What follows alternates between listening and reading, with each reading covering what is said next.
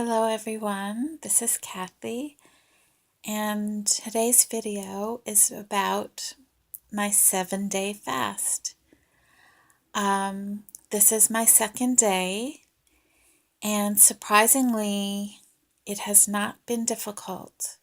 Of course, everyone longs for that comfort of food. Food is so comforting, but I am spiritually strong.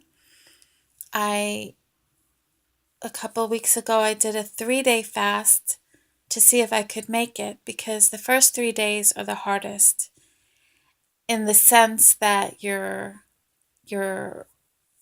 had all this food and you were fine, and then all of a sudden nothing, and then your body is reacting to nothingness. But I've done a 7-day fast in my 20s when I was in the Unification Church missionary group. And it definitely was difficult. I remember looking at a baby eating something and envying that baby, wanting that food. So even though I'm telling you this is the second day, um, I I definitely feel like this is not hard right now. My 3-day fast was harder.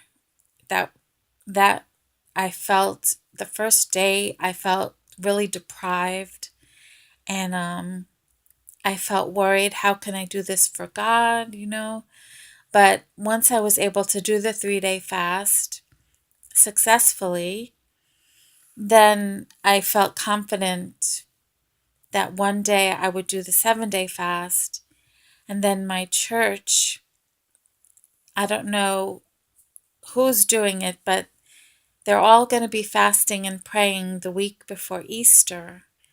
So, and they said, they were inviting people to do 7-day fasts or whatever kind of fast, a vegetable fast, a juice fast. They were inviting people to fast in some way 7 days before Easter. And when I heard that, I said, wow, I can fast with other people and have their spiritual support. So that's wonderful. I think that's great.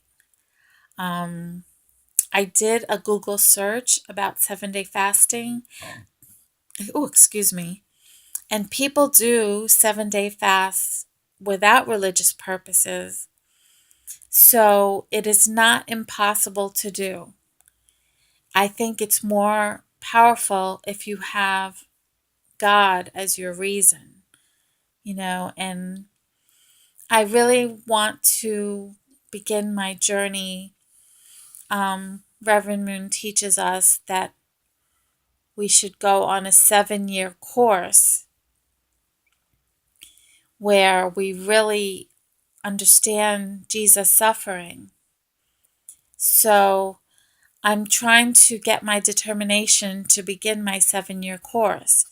And he says that once you begin your course, you will receive persecution, you will have suffering. And that's the thing.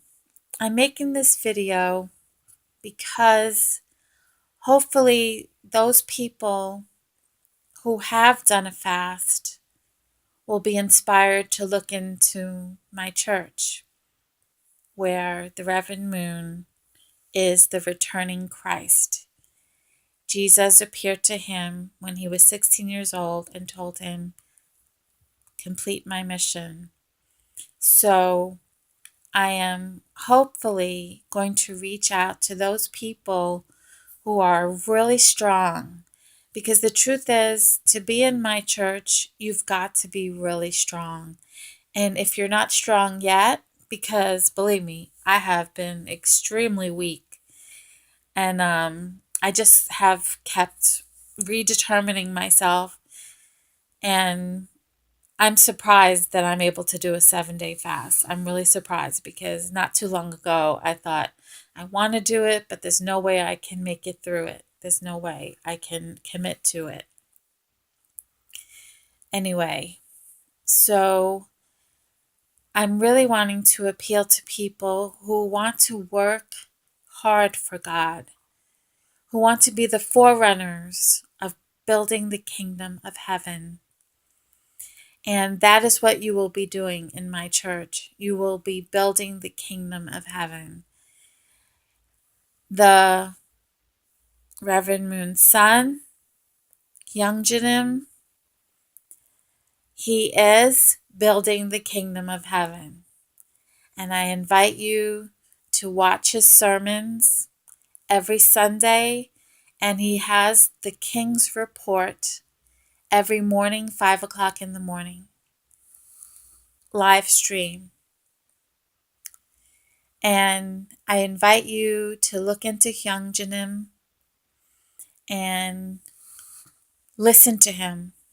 He is substantially building the kingdom. And the kingdom is a kingdom of kings and queens. And that is what Youngjanim is really promoting. That all God's children are meant to be kings and queens. Our government is not meant to be our king and queen.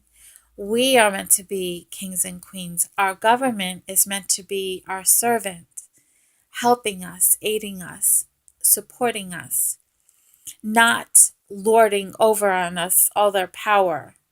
And he even teaches that we should not be forced into taxation, because if you don't pay your taxes, you'll end up in prison.